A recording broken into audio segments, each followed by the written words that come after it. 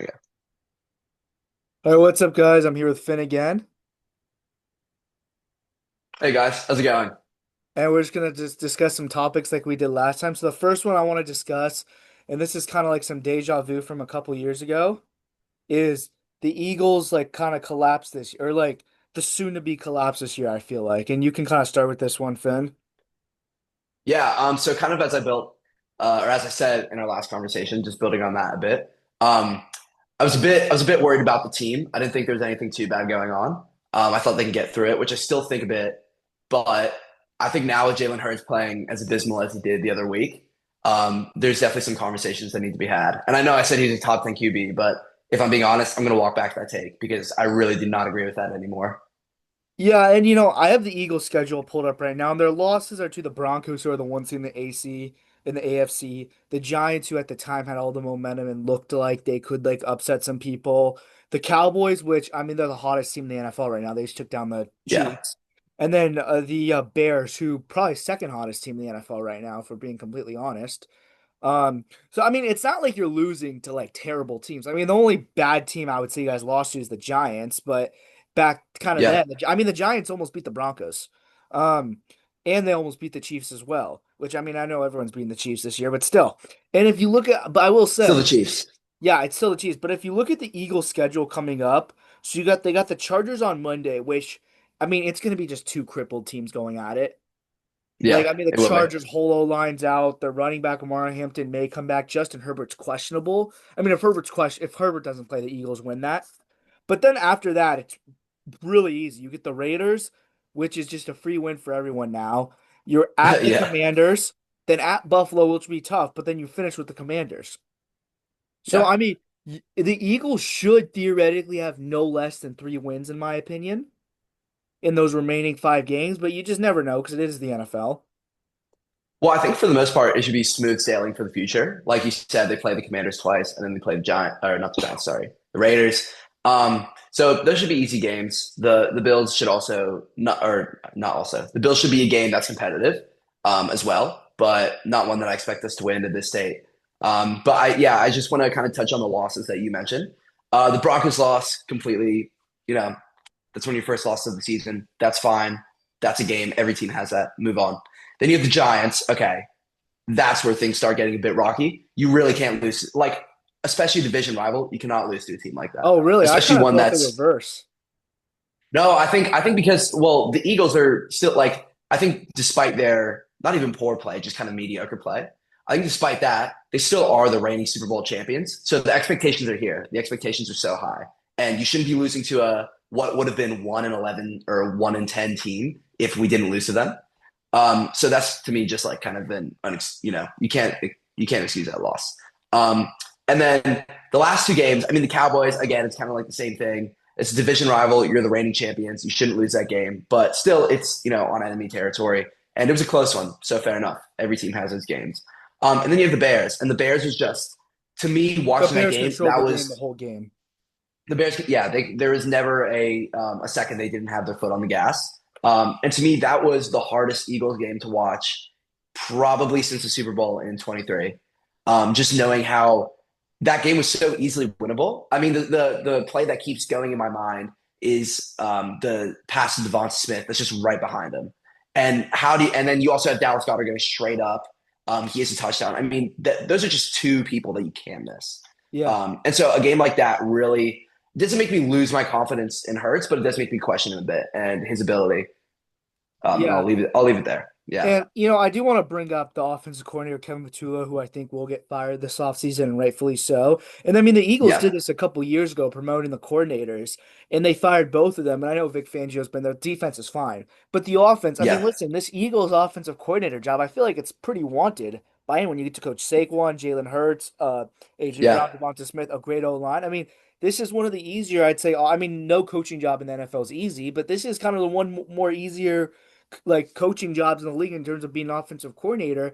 And when you look at other teams Yeah. in the league, such as the Lions, their offensive coordinator is so bad. Dan Campbell's calling plays now. And before anyone says, oh, well, they promoted Kelvin Shepard to defensive coordinator, if Kelvin Shepard wasn't promoted, he'd be a defensive coordinator for another team. So Yeah. Fair. that's kind of a different thing.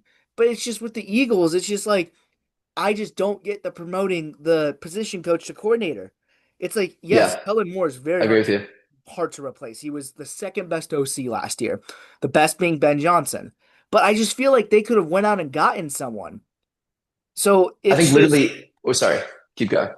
yeah, it's just like even like some like getting someone like I don't know, like the Seahawks got Clint Kubiak from the Saints. Like so it's just something like that.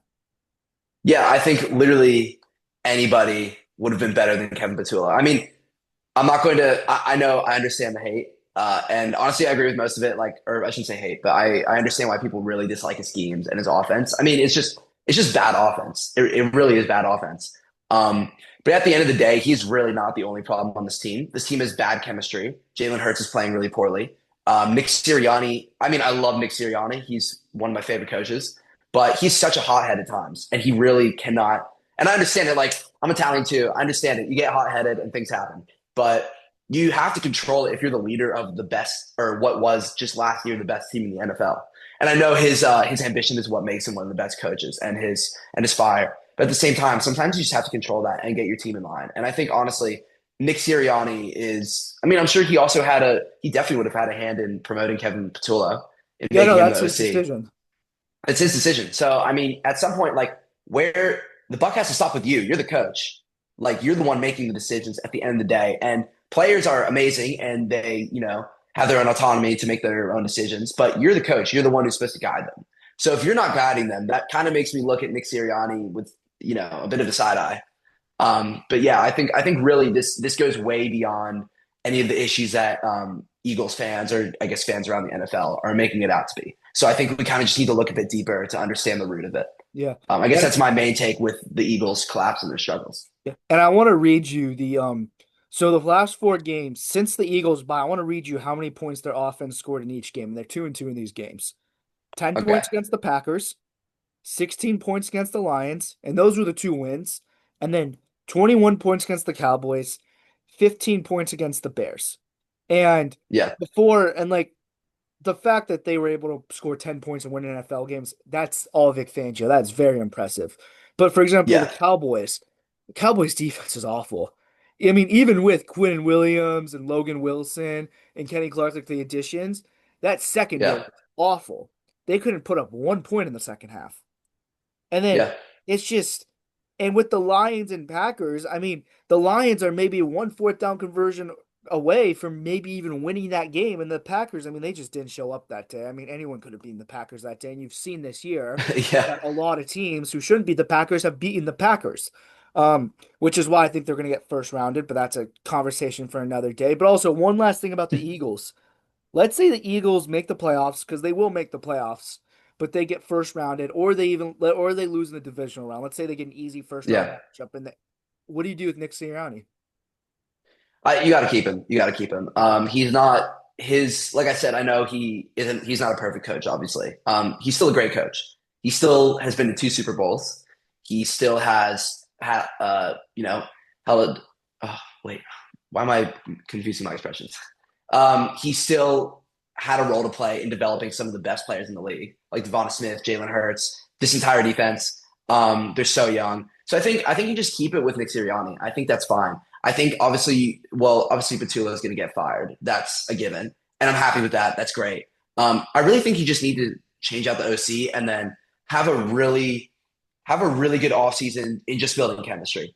I think this team has very fixable solutions, but right now it seems like they're in their own head. And that's why you see 10 points and 15 points and 21 points. Like, this is a team that scored 40 in the Super Bowl in the biggest game ever, or not ever, but the biggest game of the year. So why can you not score 20 against the Packers or 20 against the Bears? Like, it's just really inexcusable.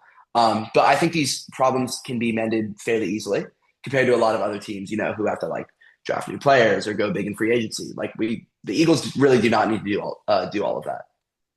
Yeah. And here's the thing, I don't get the whole fire Sirianni. Last year at this time, I was like, if the Eagles lose, yes, fire Sirianni. But in my Yeah, opinion, he just fits Philly. He just fits what the Eagles need. They don't need a scheme guy. They don't need a Ben Johnson or a Kyle Shanahan. They just need someone like a Nick Sirianni. They just need a guy to kind of keep the whole family together, and that's what Nick Sirianni does. And yeah, also, it's like, let's say you fire him, who the hell do you get? Like, there's yeah, not exactly. many. last cycle, or I'm gonna honestly last two coaching cycles, we had a plethora of great candidates. Last cycle we had Ben Johnson and Mike Vrabel, who either of them would be the number one coach candidate in any given year. The cycle Yeah, before that we had Jim Harbaugh. We had oh, oh my God, who is the I'm blanking on the name, but he was shoot.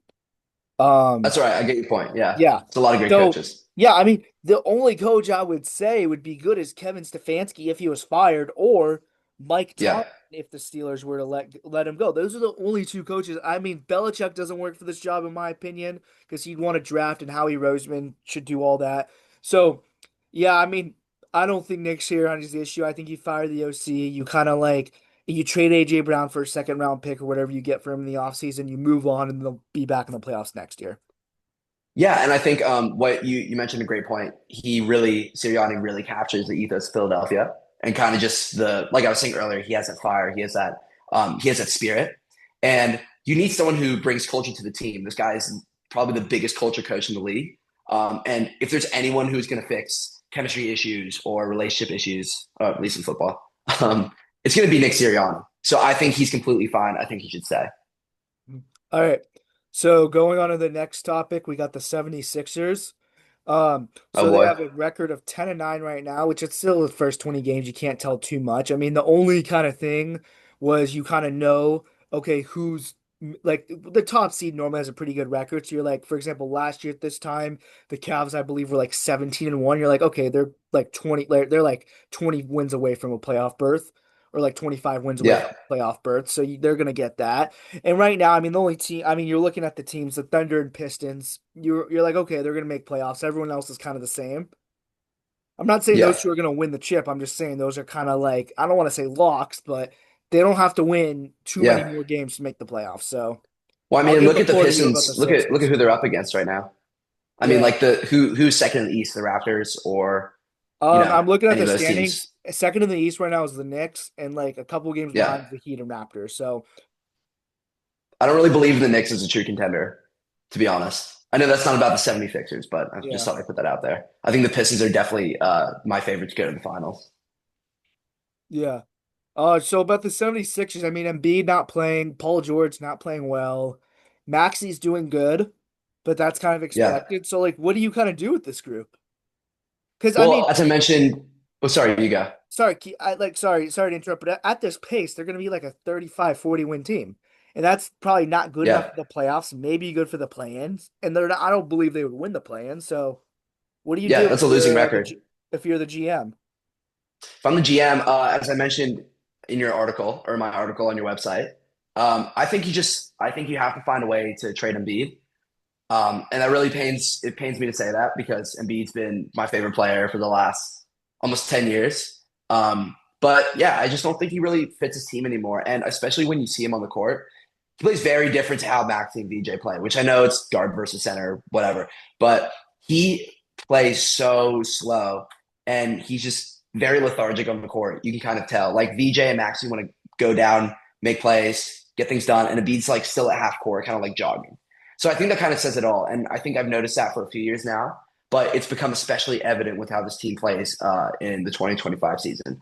So I think you just really have to get picks, especially if you can get a pick in this year's draft. I mean, if you can get something even outside of the lottery, like you'll still have a very good chance to get a player who can change this team's future, just with how kind of stacked that class is. So I think if you just trade Embiid, your problems aren't going to go away. It'll bring new problems, but still, it provides a path for the future, one that I don't think they'd have if they kept him. Yeah, and just another question with the Sixers. I mean, with Paul George, I know Yeah, that's kind of an untradeable contract, but if you find a yeah, trade partner that you can trade for a bag of chips, like a team that really needs a solid like three. I mean, I don't. I feel bad calling him a three, but on a championship team, that's kind of what he is at this no, point he in his is. career. Yeah, Um, if you can just trade him for like even like a second round pick, would you do it no, just to I get that definitely wouldn't. contract done? Honestly, yeah, I don't know if I wouldn't trade him for a second round pick. I think he's more valuable than that. And maybe I'm a bit biased, but I think Paul George still has the ability to play well. In a few of the games this year, he's really shown that and he's proven it, especially against the Bucks, where I think he had over 20 points, which is still like Paul George is Paul George. We shouldn't be holding him to the standard of averaging just 20. But he did average only 23 on the Clippers, and he was still a very valuable piece to that team. I mean, look at the playoff run they made in 2021 with the Suns, against the Suns, sorry, with the Clippers. What am I saying? Um, but do I think he'll still play that standard? No, I don't think he will. But if he can even average just like 15 points a game on efficient shooting, That's all they he's need a on a valuable piece to the championship team. team. That's all they need. And then I think if you trade Embiid and you get a younger star, then Paul George can still play a big role in this team. I mean, if the Sixers, I'm assuming they would either draft a good center or a good forward, Paul George can still mentor a forward, and while averaging 15 points a game, that's still very valuable to me. If I'm a GM, so I think you keep Paul George, and just to be honest, I don't think they're going to be able to trade him. I think Embiid is still valuable. As I mentioned in my article, his per 36 minutes stats are still very good. Like if he was playing 36 minutes a game, he'd be averaging 30 points and 10 rebounds. And that's really good. Which is That's still would almost be all-star top half the numbers. league in terms of stats. So, yeah, Yeah, exactly. I mean, if I'm like a team like let's just say the Pistons or the Spurs, a very young team, Paul George would be good because the Pistons they got their star in Cade Cunningham. The Spurs they got Yeah. Wemby, they got Fox, and someone like Paul George, some veteran leadership like that would help a team like that. So I think the Sixers trading Paul George could be one of those trades that works out for both sides, which I know everyone hates that. Everyone wants a winner and a loser. But so, like Yeah. look at the Cowboys Packers trade. There's two winners out of that. The Packers got an edge rusher to help them compete. The Cowboys got a lot of draft picks that they turned into a pretty good season. So any kind Yeah. of other words or thoughts you have about the Sixers this year? Well, I just think regarding the point about Paul George, I mean, if you trade him to the Spurs, for example, who are you getting back? I mean, they're probably not going to want to give up picks because they're a young team, and they're not going to want to give up like Stephon Castle or any of their young players. And I think the same goes for the Pistons. Because I think if you have a team that's, especially for the Pistons, actually, because if you have a team that's working, why are you going to trade for, a $50 million contract a year for someone who's like, what's Paul George, like 34, 35? Which I again, like think he's not a bad 35. player. Yeah. Yeah, but he is not worth that contract. And I think if you're a team that's playing well, why do you want to fix something that's not broken? hmm Um, So okay, that's so why I think he's untradeable. yeah. Yeah. So finally, the NBA so far this season, we can just give our thoughts about some random teams. So the team I want to start off with is the Lakers. So when LeBron Yeah. was out and it was kind of just Luca, to start the season, it kind of put in perspective. This is what the Lakers are going to look like in the future. They will obviously be better, even though I think they're second or third in the West right now. But Yeah. it's just kind of like just the way they play and stuff. Because when you have LeBron, yes, LeBron last year did a fantastic job being a two and just kind of operating around Luka. And I think that was a very selfless thing of him to do. It hasn't been normal for him to do in his career, but he did it with Luka, and I'm very happy with that in terms of Yeah. like the flow of the Lakers and the Lakers being good. But you kind of looked at, you know, the Lakers without LeBron, and yeah, they were winning. It didn't really look sustainable because Luka was putting up like 45 a night. Um, Yeah. but it was just like, yeah, man, maybe all Luka needs is like a big, like for example, a couple years ago when he was on the Mavs and like the Jazz were trading Gobert, I was like, dude, trade Gobert to the Mavs. That would be great Yeah. for Luka. So I mean, it just kind of puts in perspective because I think this is LeBron's last year. Who knows? He could play next year, but let's say he plays next year. I mean, he could be a three on the Lakers if they trade for like a really good big. Well, you could argue he's a three on the Lakers right now. I mean, Austin Reeves is like, Dominant, yeah. obviously LeBron will be an all-star, but like, does Austin Reeves deserve that spot more if it comes down to it? I mean, I he's think been he does, playing but they'll give it to phenomenally. LeBron. Of course, yeah, like it might be LeBron's last season, so you kind of just want to. I mean, he is playing at a borderline all-star level, but I don't think he's playing nearly as well as obviously Luca and not as well as Austin Reeves. I think what the Lakers have actually done really well is they've created a kind of deep team. Like if you notice, they start. Oh, I don't know. I actually Which don't was know if their Rui issue a Hachimura is couple years starting. ago with Westbrook and stuff. Yeah, exactly. But I think they found a more like they found an identity. I think, and I think for a while they were kind of struggling to decide whether LeBron is going to be a two or even a three, and he's kind of just taking a back seat. I mean, in his debut, LeBron had more assists than points. I think that kind of just says it all. Like he is playing at a level where he doesn't really need to be the primary scorer anymore, which I think is great because he's always been an amazing playmaker. So if you can help Luka get open, if you could help Austin Reeves get open, if you could just do that, or even set up Aiden, and Rui Hachimura, like I was saying earlier, then you're a championship level team. You could beat the Thunder, and I know that's a really hot take. Not No, saying I it's agree. likely, but I think it's possible. And that just, kind of to bring it back to a bigger topic, that just makes the league more interesting when you have a team like the Lakers that have kind of been like struggling the last few years with finding an identity. They finally found it, and they're probably one of the only teams in the league who could say that, which I just think is really interesting. Yeah, and I think about this time last year, in my opinion, the Lakers felt trapped because when they traded Yeah, for AD, I think LeBron wanted to pass the torch, and I think LeBron wanted AD to be that guy. And a lot of people thought he yeah, would be, but with injuries and just a couple other stuff, AD didn't end up being that. And so it felt like last year, at this time, the Lakers were trapped because you were yeah, stuck. It felt like you were stuck with LeBron till he retired. AD, and no, I at the time no one really wanted to trade for AD, like in terms of giving up a star player. But then all of a yeah, sudden, you get Luca, and LeBron all of a sudden looks a lot younger. Like LeBron's playing a lot younger, a lot faster, and then yeah, the buses sell the team to the Dodgers owners, who are known for just kind of finding their GM and doing it their way, and just like that, the team is good. And all of a sudden, just feels the Lakers. I mean, if I were in most of the roster, funny enough, is the same as last year at this time, but they yeah, feel so different. And if the Lakers right now played the Lakers a year ago from right now, this team would win by 20. yeah. I agree with you. I think it comes down to JJ Redick as well. Like I Oh yeah, think he's I been don't think great.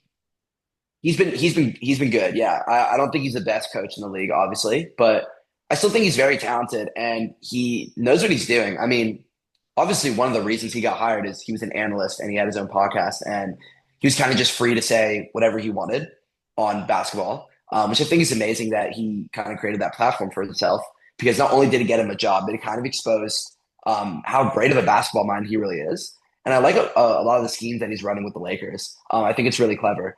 And I think he's also just great for the culture. Like he kind of reminds me a bit of Nick Sirianni to bring it back to that. Like he Yeah, is very passionate and he does have like that I'm going to speak my mind sort of mentality, which I think is crucial when you're running a team with LeBron. Like you kind of have to like obviously LeBron is one of the greatest basketball players ever, but he's not the coach. And sometimes you've got to rein that in when you're kind of trying to make an identity and make a team. And then Luka comes in and then Austin Reeves is playing better than him. Like are so many personalities to control in that team, or not control, but to kind of like manage. That's a better word. And he's doing it really well. He's doing it at an elite level, and that's why the Lakers are playing so well. Amongst just Luka being like from another planet. yeah, fun. Yeah, funny enough, when with the coach comparison, I was going to compare JJ Redick to Sean McVay, kind of young, energetic, scheme Well, I like guy. that. Yeah, But it's also a culture guy too. People don't give Sean McVay enough credit for his culture. Another team I yeah, want to talk about, and this is a team for a couple years I've been hyping up. Last year I'm like, okay, they kind of broke in, the Pistons, and yeah. Got to sometimes talk about him. divorces could be good for both sides. JB Bickerstaff, you know, when he left the Cavs improved. When he came to the Pistons, they immediately improved. And I think just Yeah, that departure was good for both sides. And nothing wrong with either of them. They just both needed new kind of situations. And the Pistons yeah, with Cade Cunningham and like these other kind of young rising stars, they're an exciting team. And I think they're a team. I don't know if they can win the East this year, but my kind of bold prediction before the year was I think the Pistons or Magic will make the Eastern Conference Finals. I said one of those would make it. And I feel pretty good yeah, about that, right? I know it's only 20 games yeah. in, only a fourth through the season, but I feel pretty good about that. No, I think the Pistons are probably. Well, I mean, the Lakers give them a good run for their money, but I think the Pistons are probably the most fun team to watch right now. Just one, because of how young they are, but two, like we knew Cade would be good for a really long time. We were kind of just waiting for him to have a breakout year, and he's been progressing really well each year. But it's just different watching him this year, knowing he's a leader of one of the best teams in basketball, kind of like a legacy team. Like the Pistons have been historically very good, and he'll probably go down on if he's on his current trajectory as another Pistons great. And I think just kind of watching the development of this team and especially of Cade makes them really intriguing. And I agree with your take. I think right now they probably go to the finals because I think my problem historically with the East has been that very few teams are actually competitive. Like the Pacers were probably, I would have them go back to the finals if they were healthy. But obviously they're not, and they're like 2-15 or whatever, on pace to have one of the worst records ever. So you lose that team, okay. Four Then and you also lose the 17. Celtics. Yeah, and you lose the Celtics and Tatum. I mean, he might come back, but is he going to be It the won't be till same? the Will playoffs, he and he's not gonna be won't be 100%. till the playoffs? Like yeah, there's a lot of Too variables. many And then you also factors for have, me. yeah, I agree. And then you also like well, I'm not counting them as contender, but like you have the Sixers, they're not so great anymore. You have the Knicks, who, like I said earlier, I don't really think are real contenders. Ooh, voice crack, sorry. And then you also have the Cavs, who like same thing.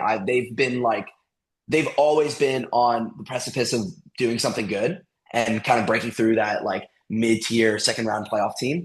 But I don't think they ever will. I think they just like don't have like I love Donovan Mitchell, but I don't really think he's a great number one, and I don't think Yeah. he's like the guy who will get you to the finals or even like the Eastern Conference Finals. So I guess to summarize in so many words, yeah, the Pistons have a pretty like wide open chance to go to the finals, and I think they'll do it. Yeah. Um, and I'm gonna be honest, as of right now, if I were to pick a finals champion, I mean this might come as a surprise. I would pick the Nuggets to win it. Oh Um, wow, that is very surprising. I have the yeah, Thunder I going mean, back to back. I think they're top five. They're still top five in like the East. I mean, give it a couple more games. The standings will look somewhat similar to what they look like in prob the standings in April will look somewhat similar to what the standings will look like in 2 weeks, in my opinion. Um, Okay, interesting. and I think I mean, the Nuggets is just like last year they had a lot of injuries. It was a combination of the injuries and just, kind of getting outmatched in the playoffs. But I think they're kind of just Yeah, if they make a move at the trade deadline, all of a sudden, like for example, let's say they're the team that trades for Paul George. All of a sudden, Paul George is a three on the yeah. Nuggets with Jokic, Murray, and we know Jokic only brings his Aaron best. Gordon. And Aaron Gordon. Sorry, I completely forgot about Aaron Yeah, Gordon. Um, that's a scary team. So I mean, I'm picking the Nuggets, assuming they make some kind of addition, because the Warriors yeah, I was very high on in the preseason. Now there's just a lot of weird stuff happening with them, like the Steph Curry with all the off the court stuff. And I mean, I like the Lakers, but like I said, I don't know if this play is sustainable. Like Luka's not yeah. averaging 40 every night. I I think think that's they're why the you more have lethal LeBron and team. Reeves as kind of support because they can back Yeah, him up. I mean, Yeah, I think it does hinge on LeBron and if LeBron can come up because we've seen LeBron do this before, but like I think he's in his 40s by now. Um, and he's getting he, there. If he's not, yeah, yeah, probably like 38, 39. And he's just like, can he have those couple games in the playoffs where he just puts up 40 when Luca, let's just say, has an off night? yeah. So Well, I mean, is that where you like have faith in LeBron? Like how good do you think LeBron is? I guess is what I'm saying. Like, do you think even in year what is this 22? Do you think he could still be that guy who can like put up 30 points in the playoffs if, like you said, if Luka's not playing well? I Like, I yeah, think he looks like a better player than he is right now because how good Luca's doing and he doesn't have to do much. And like for yeah, example, like a okay, couple years ago with AD and Westbrook, be like, oh, LeBron's overrated because he couldn't carry the team. Now LeBron doesn't have to yeah. carry the team, and people are like, oh, he's like the best player. Well, yeah, because he's got like some guys now. Yeah, exactly. I mean, not to, I mean, nothing is, I'm not adding anything new by saying this, but yeah, the Luka trade really does help things. Oh yeah, Like, I think just especially getting rid of AD, which I think AD is an amazing player when healthy, just not but he for the usually Lakers, isn't. in my opinion.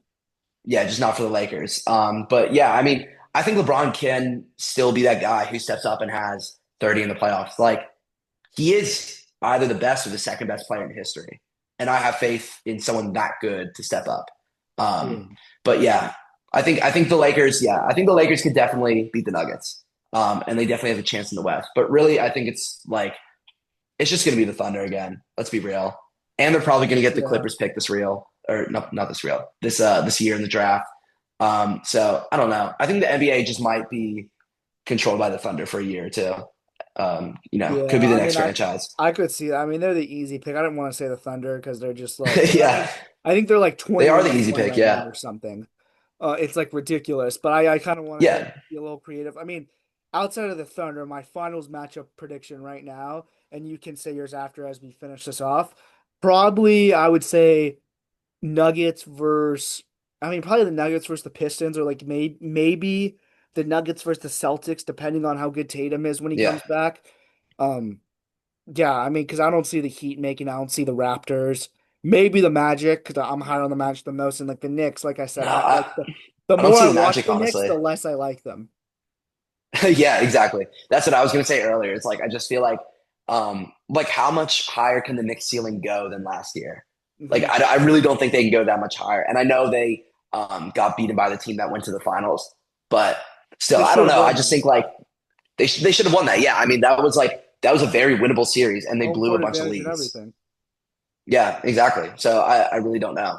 And they have a new coach this year. Like there's a lot of moving pieces with the Knicks right now, or at least a lot of moving variables. So I'm not like crazy high on them. But yeah, I think mostly like this is just going to be a pretty predictable year in the NBA. Like I know there's been a lot of unpredictability so far. Oh, we haven't even touched on the Rockets. Like I think that's another team that can contend. Um, but like, are they going to beat the Thunder? They could. They lost by one in the season opener, but I I I don't like just the think it's matchup. unlikely. I Yeah. don't like the match against the Thunder. So before we go, give your finals pick as of right now, and then we'll kind of wrap this up. Okay, so I mean, obviously I'm high on the Thunder. I'm not going to say that. I just feel like that's Yeah. really obvious. I'm going to be fun. I'm going to say the Pistons. I'm going to say kind of in the finals. I think it'll be Thunder Pistons, and I think that's kind of like fire meeting fire. That's young talent meeting young talent. Hmm. And yeah, the Thunder have Shea, the MVP, and they have all these really great players who are established. Well, the Pistons are fun. They're kind of a wild card. You don't know. You don't know if Jalen Duren's going to have 30 points. You don't know if Cade's going to be the best player in that series. You don't know if oh my God, I always forget his name. I think it's Ausar Thompson. I always get him and Amen confused, obviously. You don't know if he's going to just lock up Shea or, drop like 20 points per game. So I think they're really unpredictable, but that makes for good basketball, and it always has. Yeah. All right. So thank you, Finn. It was a really fun time doing this with you, and we'll do it again. Yeah, of course. Great chat. Yeah.